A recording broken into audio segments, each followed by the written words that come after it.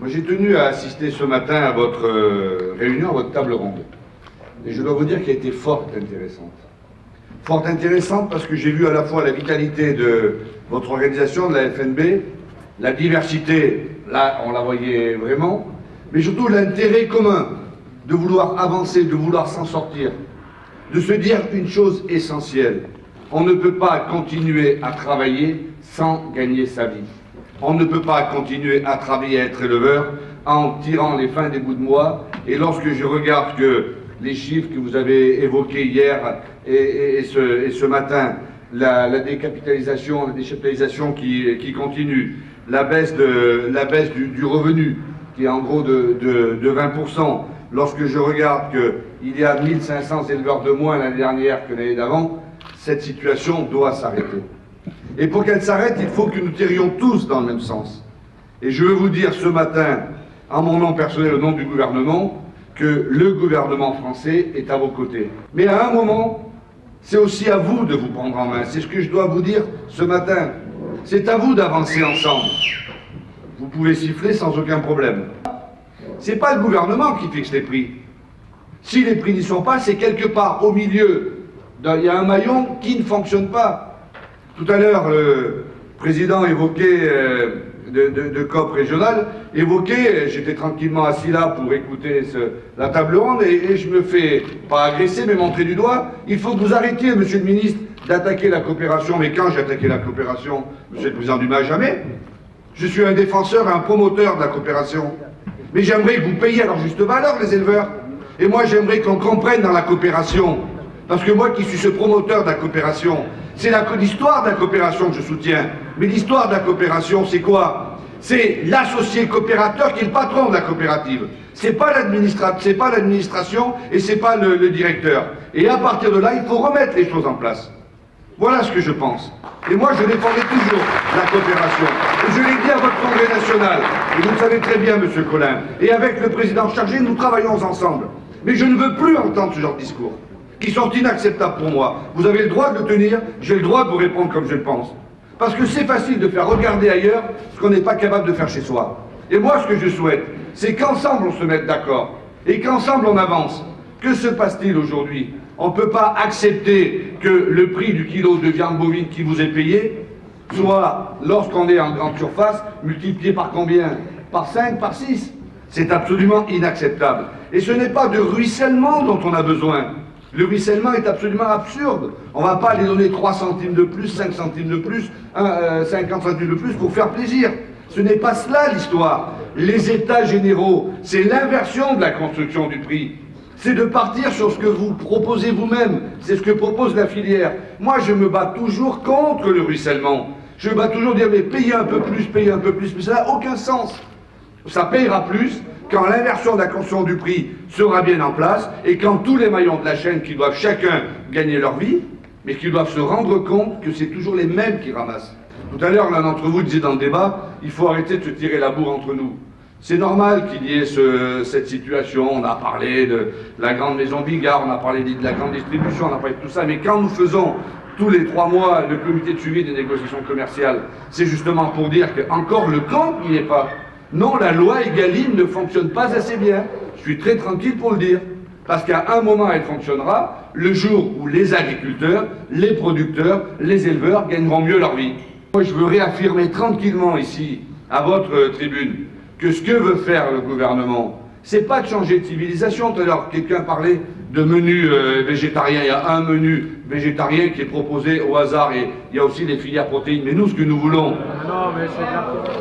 Nous, ce que nous voulons faire, oui, mais on peut aussi bagarrer sur tout, c'est pas le problème. C'est pas le gouvernement qui l'a mis en place, le menu végétarien. Le gouvernement était...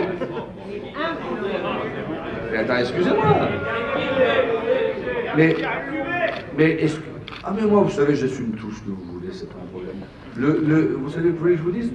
Le gouvernement a donné un avis défavorable pour ce sujet. Il a été voté par le Parlement, mais je l'assume totalement. Il est mis en place et alors? Mais c'est ça le problème. C'est parce qu'il y aurait un menu végétarien que ça ne marcherait pas. Moi, je vous dis, je me bagarre contre. Je me bagarre pour faire en sorte que ça soit positif. Alors, bien sûr, c'est facile. C'est facile de toujours montrer du doigt un tel ou un tel. Moi, mon combat de tous les jours, c'est de faire en sorte que la consommation de viande en France ne baisse pas. Et moi, je peux vous dire que par rapport à la position de la FNB et la position du gouvernement, nous nous rapprochons beaucoup sur les OP et les AOP. Je reste persuadé qu'aujourd'hui, si nous continuons comme cela, les mêmes causes produiront les mêmes effets. Donc il faut tenter de renverser la table. Il faut tenter de faire des propositions différentes. Et les propositions différentes, c'est les propositions que je reprends, que le gouvernement reprend en son compte, qui sont vos propositions. C'est le fait que les OP soient plus structurés, et c'est qu'on travaille sur les AOP. Et dans les semaines qui viennent, le président Dufayet le sait, j'organiserai une réunion à ce sujet au ministère. Je ne sais pas si c'est la solution qui réglera tout. Ce que je sais, c'est que si nous ne bougeons pas, on va dans le mur.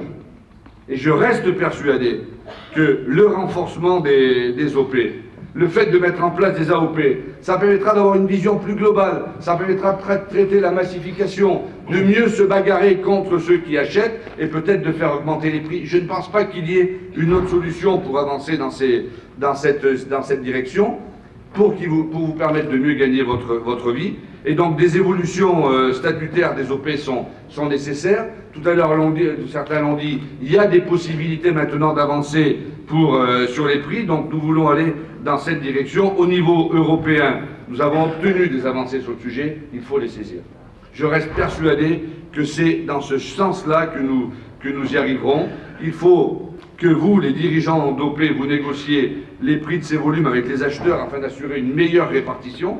Ça me semble absolument indispensable, et de créer un rapport de force qui sera meilleur. Ce n'est pas un rapport de force pour taper, c'est un rapport de force pour que chacun se comprenne et que l'on avance dans la même direction. Et évidemment, on le voit que lorsque vous travaillez sur les labels, lorsque vous travaillez sur éleveurs engagés, eh bien on voit que ça peut avoir du résultat. Est-ce assez? Sûrement pas, mais il faut continuer dans cette direction. Et je crois vraiment que les partenariats tripartites qu'il faudra généraliser, qu'il faudra mettre en place, sont la solution, sont la réponse à cela. Si nous n'avons pas cela, je vous le dis, ça produira les mêmes effets.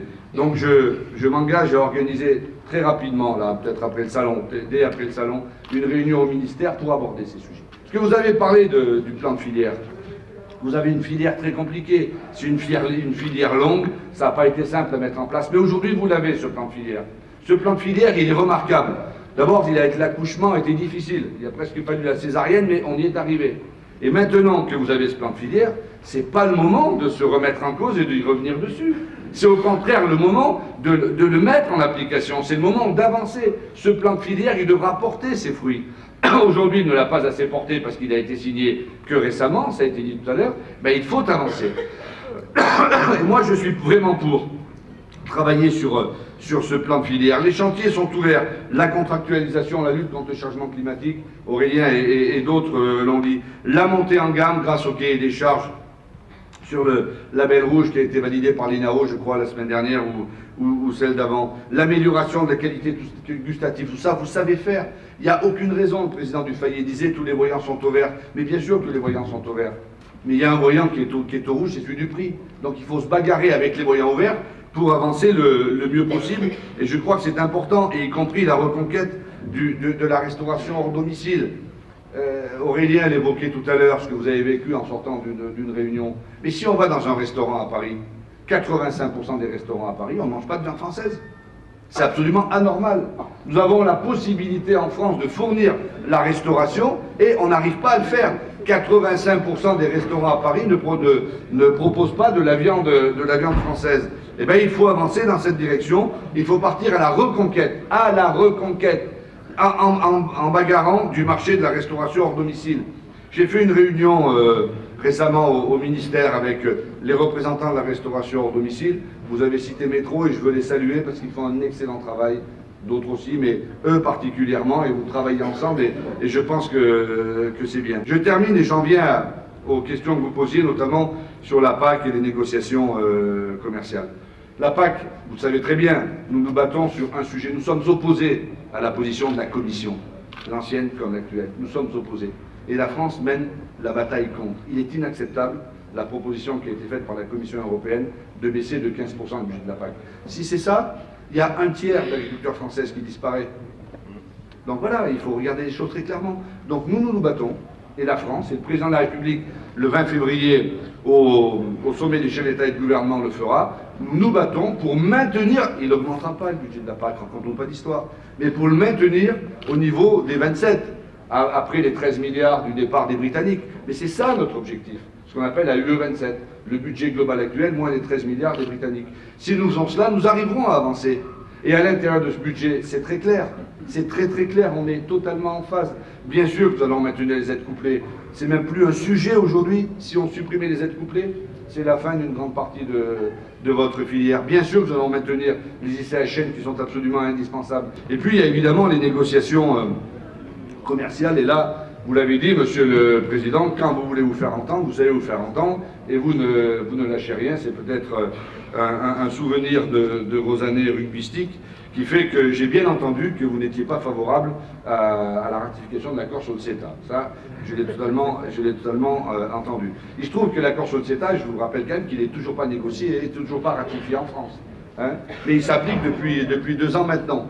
C'est ça le problème de l'Union européenne. Nous sommes en train de travailler avec des laboratoires que nous avons, comment on appelle ça, labellisés, pour vérifier la façon dont les choses se passent et l'élevage se passe au Canada. Et puis évidemment, nous travaillons au niveau diplomatique. J'ai rencontré l'ambassadrice du Canada pour faire en sorte qu'il n'est pas acceptable d'importer des viandes qui seraient alimentées avec des farines animales, même si ce n'est pas des farines animales telles qu'on les voit ici. Donc nous travaillons là-dessus, évidemment. Mais je veux simplement rappeler que pour l'instant, bien sûr, ça peut déstabiliser, et demain, ça pourrait être encore plus. Mais pour l'instant, nous sommes à 12 tonnes équivalent carcasse d'import de viande bovine du Canada. Et nous en sommes, grâce à vous, et j'en viens à ce que vous évoquiez sur la Chine, là maintenant à 1000 tonnes.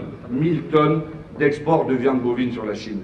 Et j'en viens à ce travail-là. Moi, je ne compare pas les accords internationaux et ce que nous pouvons faire, par exemple, sur la Chine ou ailleurs. Le Mercosur ne sera jamais ratifié, vous le savez très bien, j'en ai pris l'engagement, le président de la République l'a dit, après qu'on lui ait expliqué que le Mercosur, c'était pas si mal que ça, avant d'avoir la traduction, et parce que c'est venu de l'Europe, mais lorsque le gouvernement français, lorsque les parlementaires français s'en sont saisis, je ne pense pas qu'on trouvera un parlementaire français qui ratifiera le Mercosur, je ne pense pas qu'on trouvera un parlementaire européen qui le fera, et pas un gouvernement, et comme il faut que ce soit à l'unanimité, ne parlons plus, enfin parlons-en si vous voulez, mais le sujet c'est pas le Mercosur, c'est comment le CETA, qui est là, en place pour le coup, c'est pas le même motif de ratification, ne déstabilisera pas l'agriculture française et ne déstabilisera pas surtout votre filière. C'est ça le travail sur lequel nous devons faire, je l'ai évoqué. Mais ce que nous faisons sur l'export et sur la Chine est quelque part essentiel. Je le disais, on est passé de 100 tonnes à 1000 tonnes en quelques semaines. Et pour le coup, je veux remercier la société Bigard, puis Grenier et les autres qui font un effort pour avancer. Mais, très bien qu'il y ait 1000 tonnes de viande bovine qui partent en Chine. Et tant mieux s'il y en a 2000 dans un mois et 20 000 à la fin de l'année. Mais ce qu'il faut, c'est qu'il y ait du retour aux producteurs. Ça ne peut pas se faire au même prix. Mais si on arrivait à faire remonter un peu le revenu des agriculteurs, des producteurs laitiers, des producteurs de viande, des agriculteurs de toutes les filières, ben vous ne croyez pas qu'on serait capable de dire aux Françaises et aux Français, on va continuer dans les années qui viennent à vous faire manger des produits de qualité.